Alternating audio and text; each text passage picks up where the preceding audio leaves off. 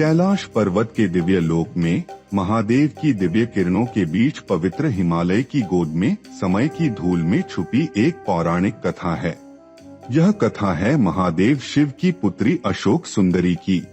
गणेश और कार्तिकेय की तरह लोकप्रिय न होने के कारण अशोक सुंदरी की कथा पुराणों के रहस्यों में दबी रह गई।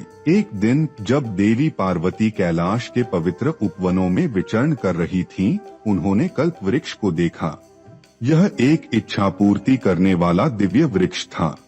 उन्होंने भक्ति भाव से अपनी प्रसन्नता की संगिनी के रूप में एक पुत्री के लिए प्रार्थना की। कल्पवृक्ष ने उनकी इच्छा को समझकर अपनी दिव्य शक्ति से उन्हें एक पुत्री प्रदान की। इस बालिका का नाम रखा गया अशोक सुंदरी। अशोक का अर्थ होता है जो दुखों का नाश करे। अशोक सुंदरी कैलाश के पवित्र वातावरण में पली बढ़ी। उसका अनुपम सौंदर्य अद्वितीय था। उसके बाल गंगा की लहरों की तरह बहते थे और उसकी दृष्टि में ब्रह्मांड का अनंत ज्ञान प्रतिबिंबित होता था। वह वायु की गति से तेज, अग्नि की शक्ति और हिमालय की शांति से परिपूर्ण थी। माँ पार्वती के अपार स्नेह और पिता शिव के आध्यात्मिक ज्ञान से समृद्ध होकर उसने शिव की भांति आध्यात्म में गहरी रुचि ली। माता पार्वती ने उसे साहस, कृतज्ञता और प्रेम के महान गुण सिखाए। वह सदैव तपस्या में लीन रहती और देवताओं का आशीर्वाद प्राप्त करती। पिता महादेव शिव और नारद ऋषि के मार्गदर्शन में उसने वेदों, दिव्य अस्त्र शस्त्रों और पौराणिक कलाओं में निपुणता प्राप्त की। युद्ध कौशल के साथ साथ उसने चिकित्सा विज्ञान में भी दक्षता हासिल की। उसमें धन्वंतरी के समान जीवन पुनर्स्थापित करने की शक्ति थी। जब अशोक सुंदरी किशोरावस्था में पहुंची, तब देवताओं ने भविष्यवाणी की कि वह धर्मपरायण और चंद्रवंश के महान राजा नहुष से विवाह करेगी। लेकिन हुंड नामक असुर ने अपनी अहंकार और दंभ के कारण उसे अपने अधीन करने की योजना बनाई।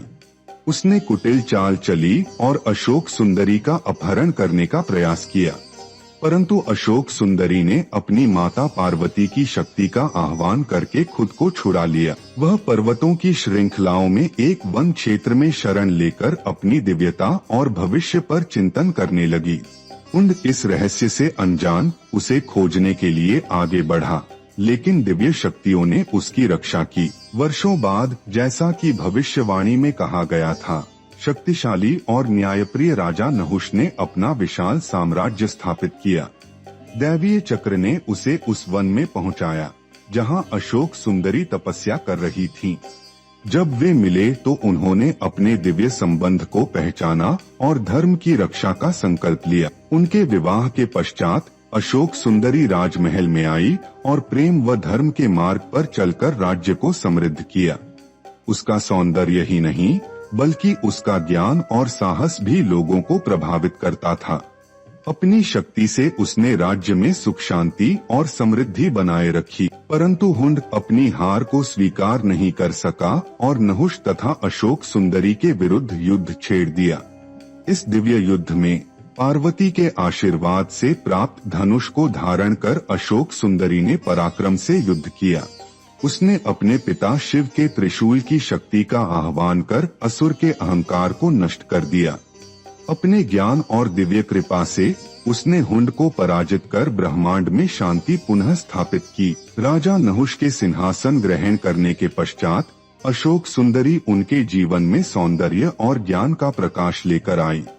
उसका अस्तित्व समृद्धि का प्रतीक बन गया।